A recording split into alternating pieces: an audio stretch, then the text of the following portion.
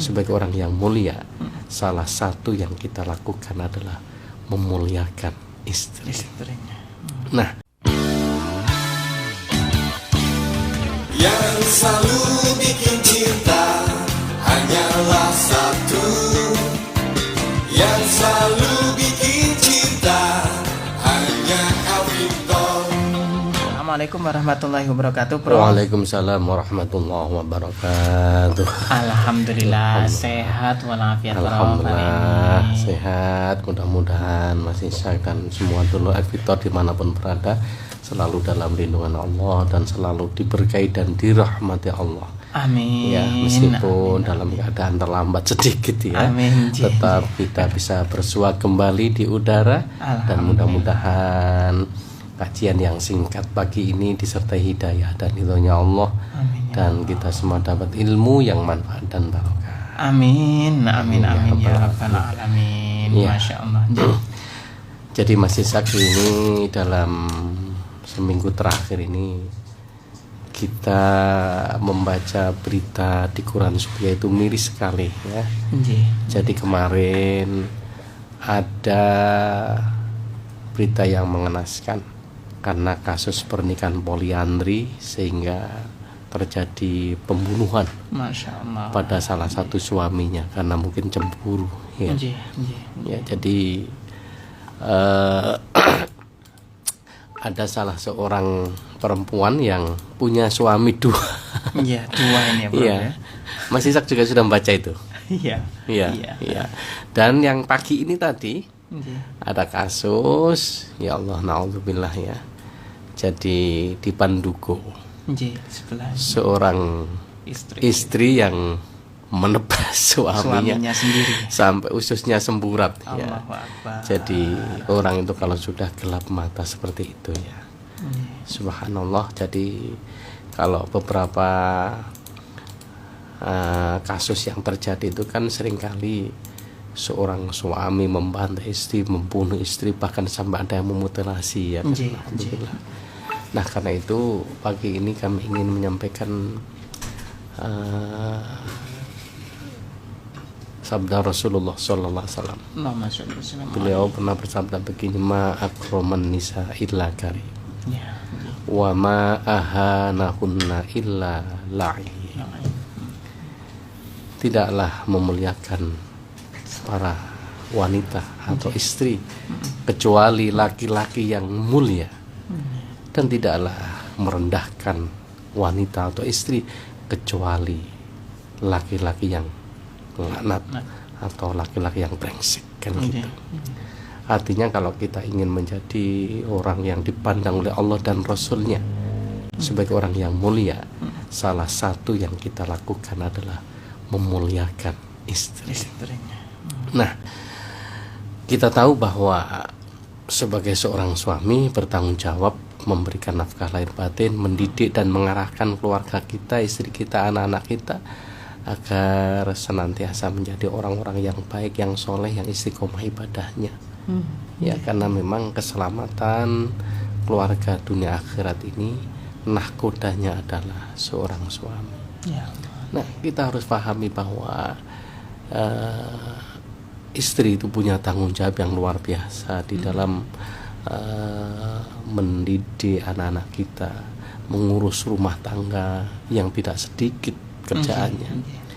Kemudian saya teringat ketika Rasulullah Sallallahu Alaihi Wasallam berkunjung ke rumah Sayyidah Fatimah Zahra, putri tercintanya. Saat itu Sayyidah Fatimah sedang menggiling gandum dengan batu yang orang Arab menyebut istilahnya roha. Jadi dua batu yang ditumpuk, tengahnya dilubangi. Itu kalau masa kecil saya itu pakai giling jagung. Itu satu genggam dimasukkan, itu digiling. Itu kalau lama dan banyak yang digiling, tangan itu melentung sampai Iya. Dan itu tidak hanya sekali, 2 kali, sampai lembut itu bisa 2-3 kali. Ya, tergantung dari kebutuhan. Nah, saya kemudian membayangkan betapa beratnya ketika Sayyidah Fatimah juga menggiling gandum untuk keperluan rumah tangganya, sampai kemudian tiba-tiba dia menangis. Loh, kenapa kamu menangis wahai Fatimah? Rasulullah bertanya. Ya karena roha ini, karena gandum yang saya giling ini. Karena dia merasa berat. Dan ketika itu bilang, wahai ayahanda, bilangkan kepada suamiku Sayyidina Ali agar membelikan aku seorang budak, sehingga bisa meringankan dan membantumu untuk menggiling gandum setiap hari dan membantu menyelesaikan pekerjaan rumah tangga. Masya Allah. Ya. Tapi yang ditanggapi Rasulullah bukan itunya. Tapi Rasulullah kemudian tiba-tiba berdiri dan mengambil segenggam gandum, dimasukkan ke dalam roha atau gilingan batu, kemudian sambil mengucapkan, wahai batu, berputarlah untuk putriku Sayyidah Aisyah. Ketika itu batu ini tiba-tiba bisa ngomong atas izin dan kekuasaan Allah. Ya, karena ini mukjizat ya. Kemudian batu ini bilang, ya Rasulullah, jika engkau menghendakiku menggiling gandum yang ada di jagat raya ini, mulai ujung barat sampai ujung timur, pasti semua aku lakukan, dan aku tidak pernah berhenti sebelum kau menyuruhku berhenti. Sebab aku teringat firman Allah dalam surat At-Tahrim, ya ayyuhalladzina amanu qu anfusakum wa ahlikum nara waquduhan nasu wal hijarah alaiha malaikatun ghilazun shidadun la ya'sunallaha ma amarahum wa yaf'aluna ma yu'marun. Di dalam ayat ini Allah berfirman, wahai orang-orang beriman, jagalah dirimu dan keluargamu dari sentuhan api neraka. Waquduhan nas wal hijarah, yang bahan bakarnya adalah terdiri dari manusia dan batu. Alaiha malaikatun ghilazun shidadun la ya'sunallaha ma amarahum wa yaf'aluna ma yu'marun, yang dijaga oleh malaikat yang bengis dan kejam, yang tidak akan mendurhakai Allah. Mereka melaksanakan apa yang diperintahkan oleh Allah kepadanya. Nah, karena itu ya Rasulullah, saya tidak ingin menjadi batu yang nanti kelak di hari kiamat menjadi bahan bakar di api neraka. Jadi batu ini ngomong, batu kita mungkin yang ngerasa panas barang. Nah, kemudian Rasulullah tersenyum, kemudian bilang kepada batu, wahai batu, khusus kamu nanti tidak akan menjadi batu yang ada di neraka, tapi kamu akan menemani Fatimah putriku di surga, kata. Masya Allah. Jadi kalau nanti kita ditakdirkan masuk surga, insya Allah akan ketemu batu ini. Amin ya rabbal alamin. Nah, saat itulah kemudian Rasulullah berpesan kepada Sayyidah Aisyah, Fatimah, ya Fatimah, lau sya'allahu la tuhanta laki ar-roha wahdaha. Wahai Fatimah, jika Allah menghendaki agar batu ini berputar untukmu, maka akan berputar selamanya sendirian tanpa kamu gerakkan. Tapi yang dikehendaki oleh Allah bukan itu. Walakin aradallahu ta'ala ayyaktuba lakil hasanat. Tapi Allah menghendaki dengan apa yang kamu lakukan ini, maka Allah akan mencatat sebagai amal soleh dan kebaikan untukmu. Wa yukaffiru lakis sayyi'at, dan akan menghapus semua dosa dan kesalahanmu. Wa yarfa'a lakid darajat, dan Allah akan mengangkat derajatmu. Masya Allah. Kemudian Rasulullah melanjutkan, ya Fatimah, ayyuma mra'atin tahanat li zawjiha wa auladiha, apabila ada seorang istri yang bekerja sepertimu, menggiling gandum dengan tangannya untuk suami dan anak-anaknya, illa kataballahu laha bikulli habbatin minal qamhi hasanah, setiap butir gandum yang digiling ini akan menjadi satu kebaikan. Wa maha anha sayyi'atan, dan Allah akan menghapuskan dosa dari setiap gandum yang digiling ini. Wa rafa'alaha darajah, dan akan mengangkat derajatnya dari setiap biji gandum yang digiling itu. Masya Allah. Luar biasa. Kemudian Rasulullah masih melanjutkan karena mungkin nangisi kalian. Ya Fatimah, ayyuma imra'atin 'ariqat 'inda dhahiniha li zawjiha illa ja'alallahu bainaha wa bainan nasi sab'a khanadiqa.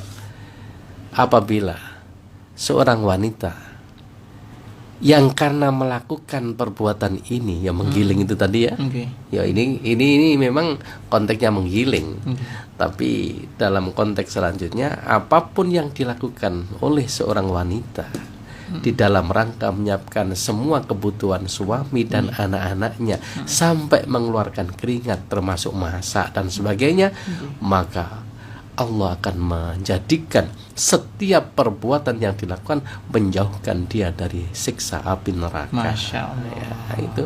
Jadi setiap tetes keringat yang mengalir dari tubuh wanita terhadap kebaikan dan yang dilakukan di dalam rangka menyelesaikan pekerjaan rumah tangga itu, maka akan menjauhkan dari siksa api neraka.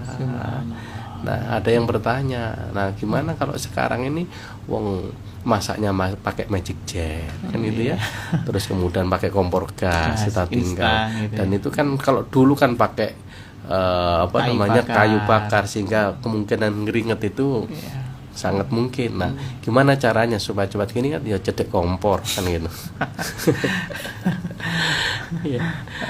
Kemudian Rasulullah menyalutkan lagi, ya Fatimah, ayyuma imra'atin dahanat ru'usa auladiha. Wahai Fatimah, apabila seorang istri meminyai rambut putra-putrinya, wasarrahathum, kemudian menyisirnya, ya, meminyai rambut, menyisirnya, merapikannya, wa ghasalat thiyabahum, dan mencucikan pakaian anak-anaknya, suaminya, illa kataballahu laha ajroman at'ama alfa ja'iin. Maka Allah mencatat baginya mendapatkan pahala sama dengan memberikan makan 1000 orang yang kelaparan, wa kasa alfa uryanin, dan memberikan bagian 1000 orang yang tidak punya pakaian. Wah, ini kan luar biasa. Mana mungkin kita ini memberikan makan sampai orang 1000. Ya. Itu pun kalau ngundang 1000 manten, ada harapan.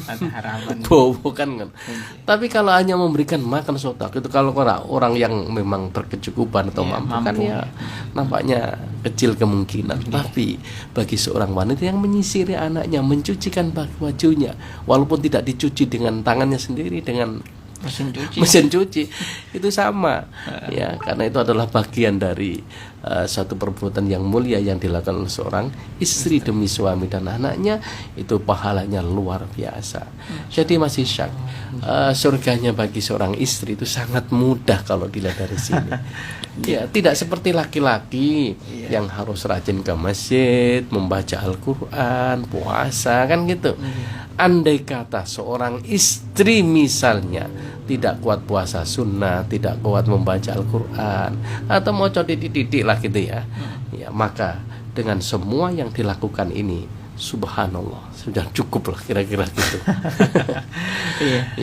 Kemudian yang terakhir, ya Fatimah, wahai Fatimah, idza hamalatil mar'atu bil janin fi batniha, apabila ada seorang istri yang sedang hamil, mengandung ya di perutnya,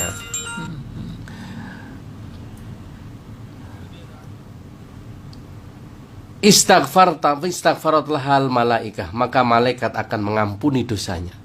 Jadi dengan kehamilan yang janin ada di perutnya itu, malaikat akan mengampuni dosanya atau memintakan ampun kepada Allah. Wa kataballahu laha kulla yaumin alfa hasanatin, setiap hari akan dicatat oleh Allah mendapatkan 1000 kebajikan.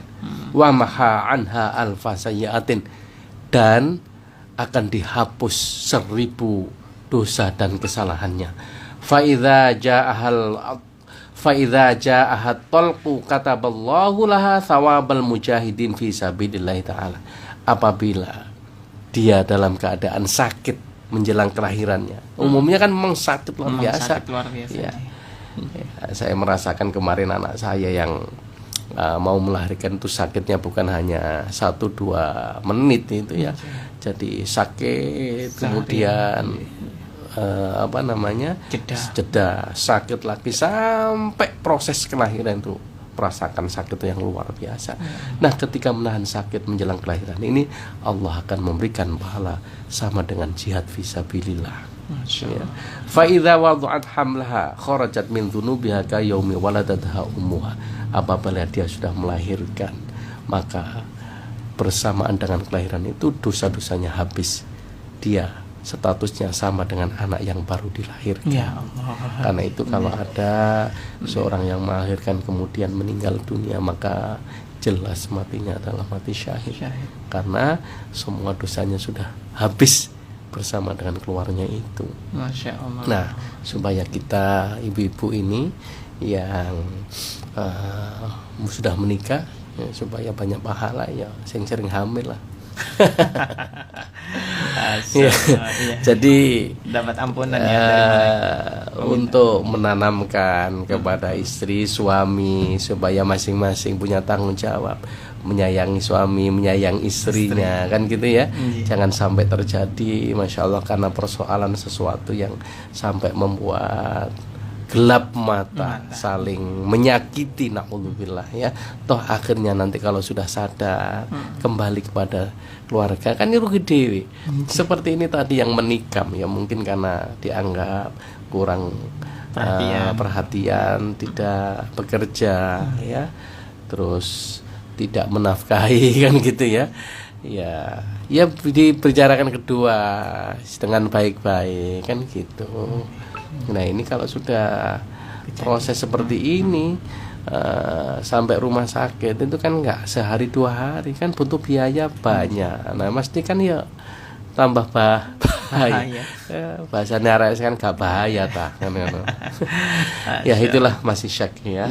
Mudah-mudahan sekelumit ini bisa memberikan wawasan kita semua untuk saling menahan diri, karena setan itu selalu menggoda agar rumah tangga kita hancur, agar kita jauh dari Allah dengan melakukan hal-hal yang dilarang oleh Allah. Masya Allah. Waalaikumsalam warahmatullahi wabarakatuh. Bagaimana Prof? Ya, terima kasih, ini pertanyaan yang cerdas ini ya.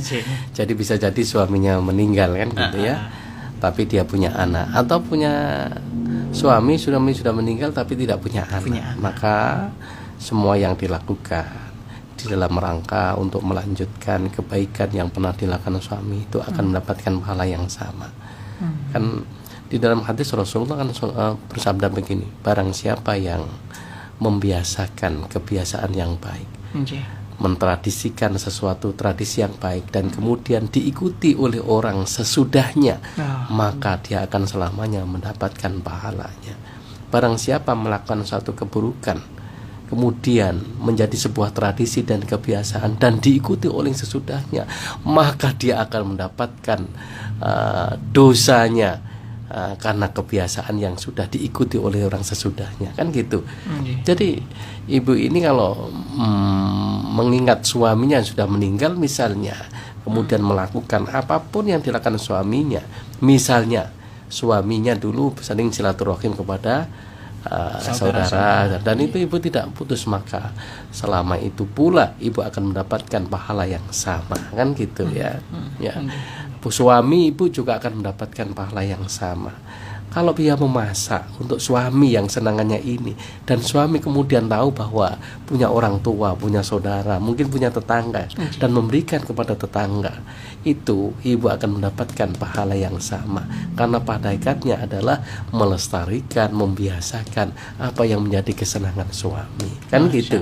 Jadi karena itu kemudian Rasulullah bilang innamal a'malu binniyat. Itu masih syak ya. Kalaulah misalnya ibu tidak punya suami tapi punya anak ya, memasak untuk anaknya, tapi itu juga akan mendapatkan pahala yang sama juga, cuma kan yang hilang pahalanya kan hamil, kayaknya iso hamil di sana. Karena nggak ada suami kan gitu ya. Oke, Masya Allah begitu ya. Lanjut Prof ini ya. Iya. Ada pertanyaan ini mengenai dari Bu Nani ya. Assalamualaikum Pak Ustadz ya, Cak Ishak semoga diberikan kesehatan dan panjang umur. Amin. Saya Bu Nani mau bertanya, ini ada seorang janda punya anak 2 dan pacaran sama suaminya orang. Dan orangnya ini juga memiliki anak, dan seorang janda itu masih punya orang tua, tetapi orang tuanya itu yang pacaran dengan suami orang itu tidak berani mengingatkan anaknya yang pacaran sama suaminya orang. Bahkan ibunya pun mendukung janda tersebut. Apakah itu tidak berdosa sampai akhirat atau bagaimana? Karena tidak mau mengingatkan. Iya, satu, apalagi yang dipacari ini adalah orang yang sudah punya istri, punya keluarga. Ya. Kalau itu kemudian bisa mengakibatkan rusaknya hubungan, keharmonisan suami dan istri serta anak-anaknya, kan jelas berdosa. Kemudian kalau kita melihat sebuah kemungkaran, sebuah dosa, tapi kemudian kita tidak mengingatkan, mendiamkan, sementara kita punya kemampuan, kita pun akan dosa, kan gitu. Adapun kalau sudah diingatkan tapi kemudian masih tidak mau berhenti, maka itu dosanya akan ditanggung sendiri, kan begitu. Selama itu tidak ada pernikahan yang sah dan dalam konteks pacaran, itu kan jelas itu dilarang. Jelas banget ya. Makanya memang di dalam Quran tidak menyebut pacaran, tapi Allah menyebutkan wala taqrabuz zina innahu kana fahisyatan wa sa'a sabila. Karena lama-lama kalau orang saling mencintai dan kemudian tidak mampu mengendalikan diri, naudzubillah, kan mesti ujung-ujungnya kan zina, kan gitu. Karena itu jangan sampai kemudian kita melakukan hal-hal yang dilarang. Ini memang sering dan banyak sekali kasus-kasus perselingkuhan yang merusak hubungan rumah tangga.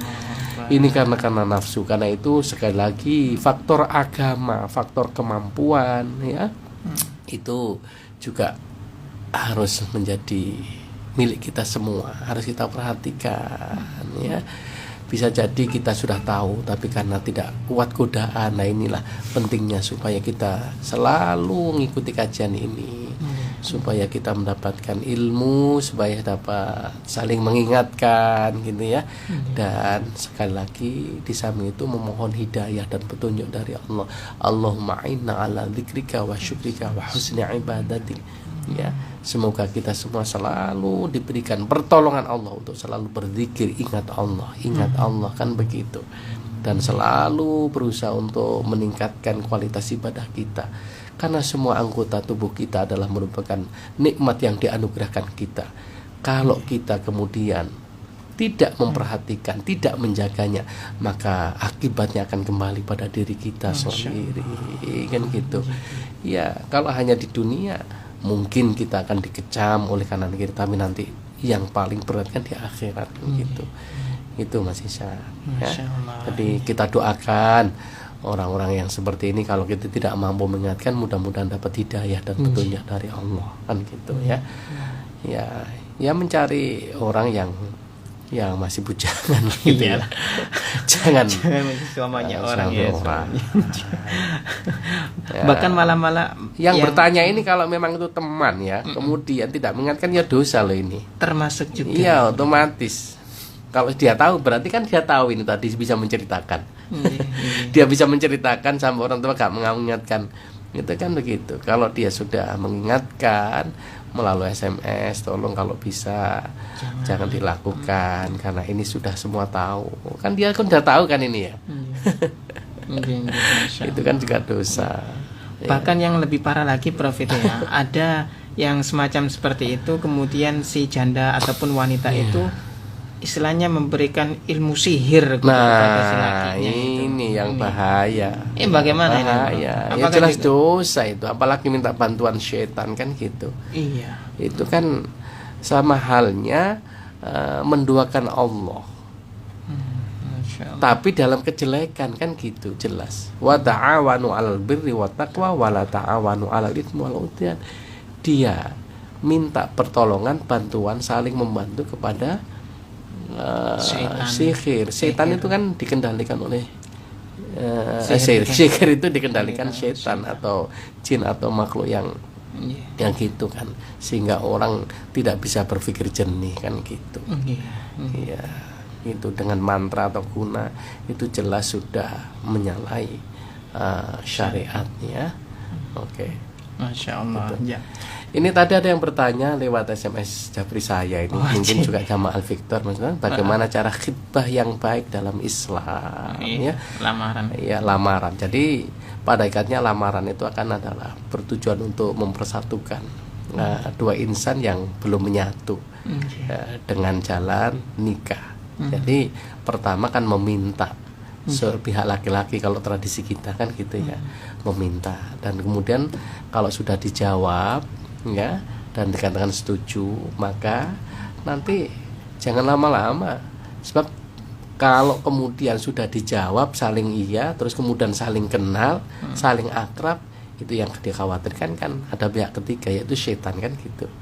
Nah karena itu ditentukan hari hanya kapan, kemudian segera dinikahkan. Ya, lama-lama itu.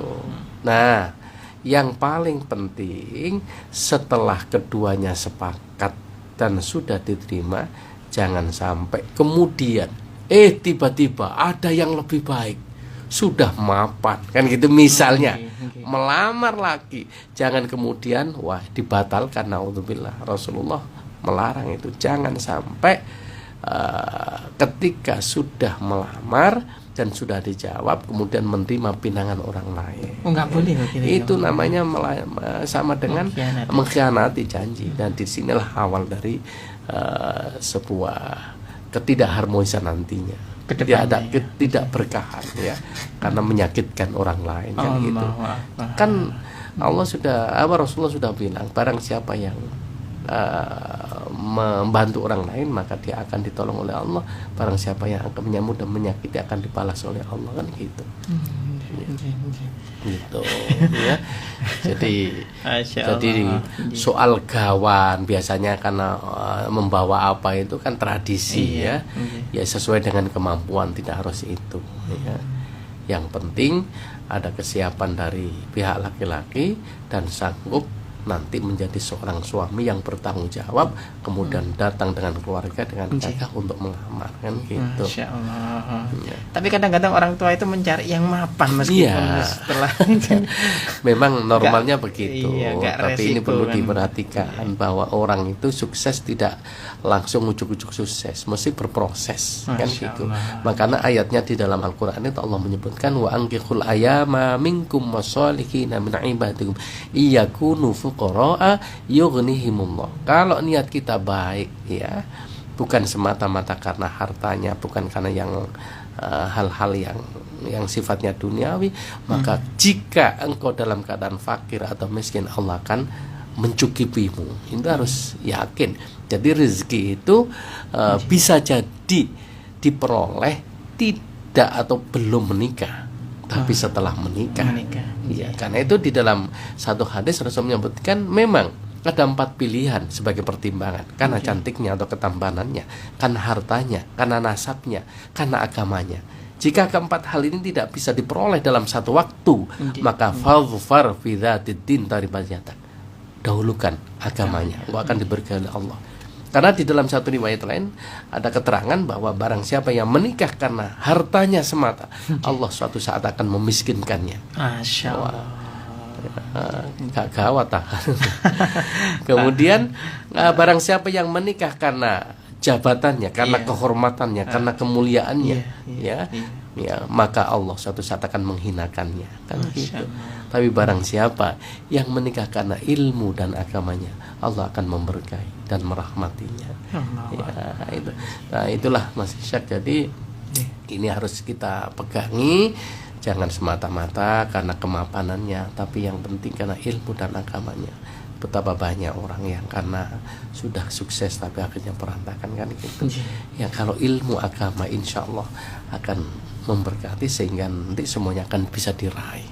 Ya Allah. Kan itu. Masya Allah. Baik, Prof, karena waktu juga pun Oh telah. gitu. Ya. Oh iya, iya. Jadi saya kira demikian, mudah-mudahan suatu saat bisa dilanjutkan lagi. Mohon maaf dulu editor, tidak bisa maksimal. Yang paling penting sedikit demi sedikit, mudah-mudahan bermanfaat.